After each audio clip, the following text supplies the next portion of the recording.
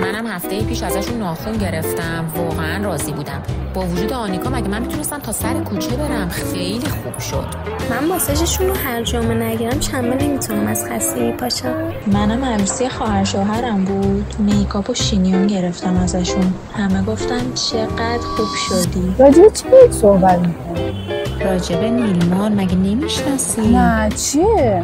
به منم بدیش خب. بیا حتما نصبش کن. وای چقدر خوبه، همه چی خدمات زیبایی رو داره، همه چی.